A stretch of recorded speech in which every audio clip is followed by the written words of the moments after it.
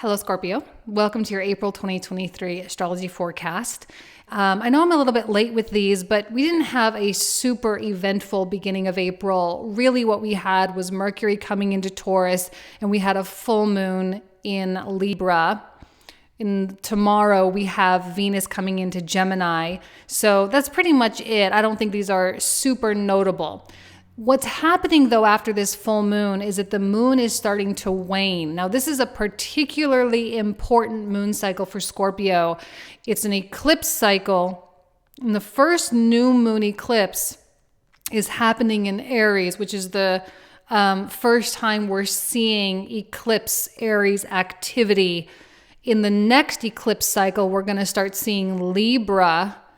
And then officially in 2024, everything is going to be Aries and Libra. So we start seeing the introduction of the Aryan eclipse energy. Of course, Aries is ruled by Mars.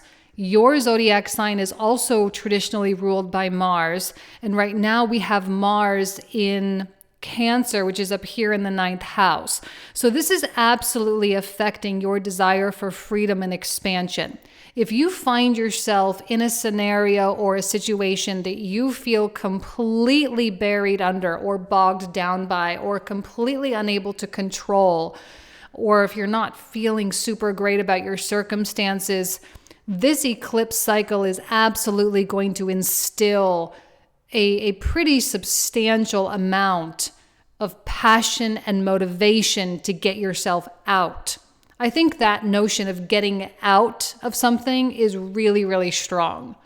If you're dealing with a partnership or an employer or a client or anyone that you are, really intimately or personally connected to, we also have a Mercury retrograde going on, which is going to add to the agitation.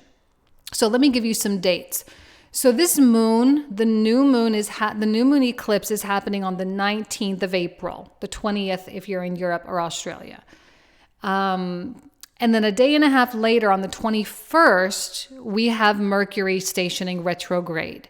Right now, Mercury is already starting to slow down, and he is sandwiched between the North Node and Uranus. Now, these are two very strange entities. Uranus being a planet, as we know, of chaos and revolution and, disruption. But we also have the North Node, which can be a little delusional. Now, one good quality I absolutely love about Uranus is his brilliance and genius, inventiveness, his innovation. And so there is this sort of coming up into extraordinarily high degrees of consciousness with this Mercury retrograde. And as he comes to his stationing position, which is 15 degrees of Taurus, you can see that he's not technically right on top of Uranus, but he's very close. So Uranian energy abounds here, okay? Mercury is officially operating in Uranus's kingdom. And Uranus is saying it is time to enhance the quality of your mind. It's time to enhance the quality of your communication and start talking about things in a more futuristic way and stop. Right now, there is nothing in the astrology to support nostalgia. There is nothing to support conservatism or preservation. This right now is an astrological environment that says you have to get rid of the past and you have to open yourself up to the possibilities of the future. If you are in a couple, a marriage especially, this is probably going to be a time where the relationship can transform in a high quality, positive way.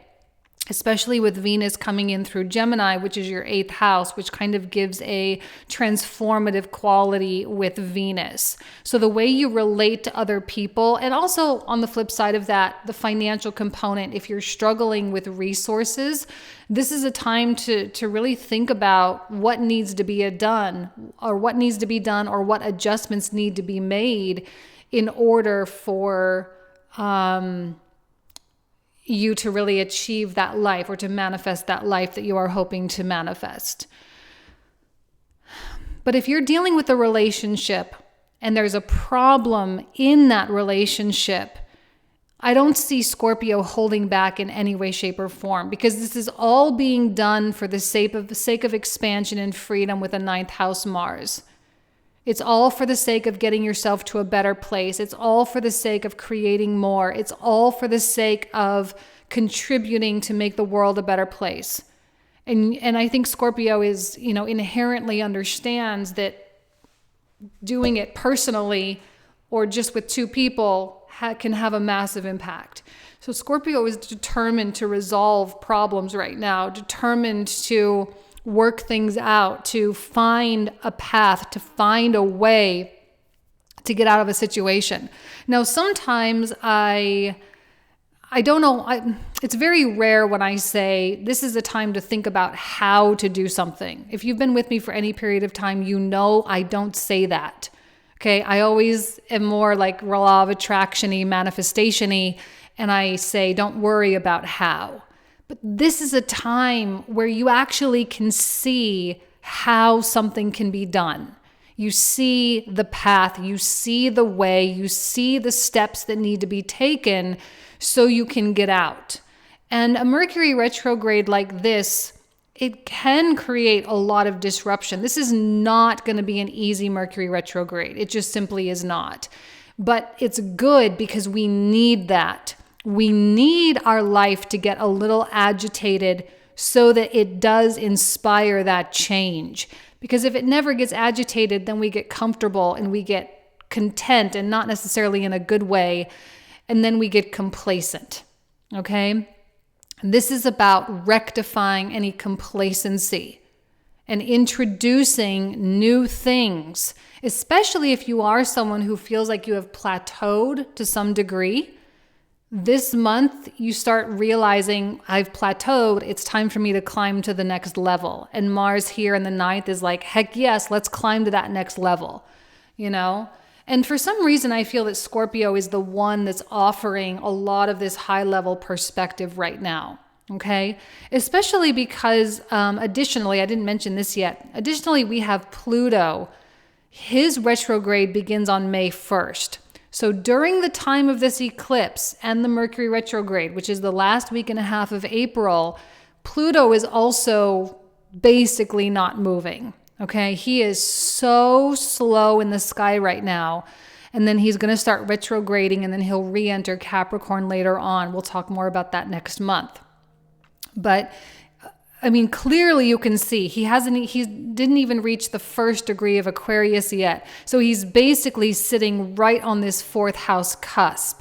And we know that the angular cusps, 1, 4, 7, and 10 are impactful. Whenever we have a transit along one of these angles, our whole life can feel it.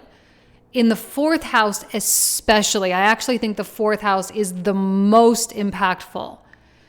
Pluto, being a planet, of course, it's closely linked with Scorpio. In modern astrology, we call Pluto the ruler of Scorpio. It is transformative, but it transforms through elimination. Please do not forget the elimination component of this eclipse cycle.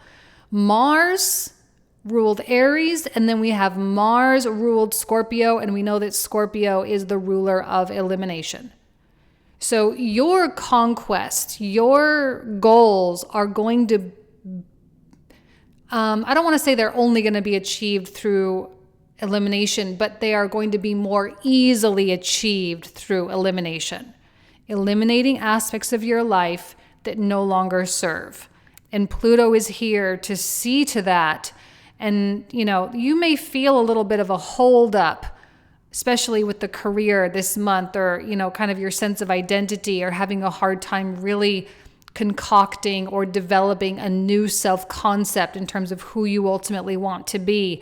This might be a time where you really take that into consideration. Who do I want to be? And all of that is going to be based on how you're relating with other people right now.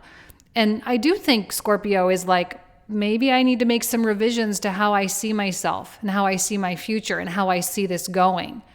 And Pluto is the big contributor there. Not to mention the fact that we, of course, have Saturn in Pisces. Now, he's not a huge player this month. We don't have a ton of Saturnian activity, but he is still in the sign of disillusion, which is Pisces.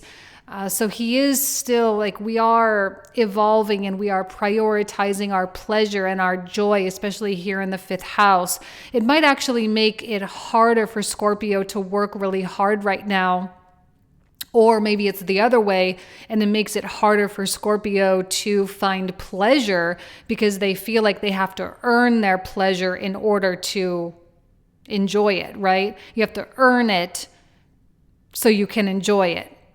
But right now, either way, the structure of your life is changing, and the foundation upon which your life is built is also shifting a little bit as well. And as you decide how to rebuild this Saturnine structure in your creative house, this is what is going to really set you up for the next chapter of your life, which is really the next 20 years, which is Pluto in Aquarius. Okay.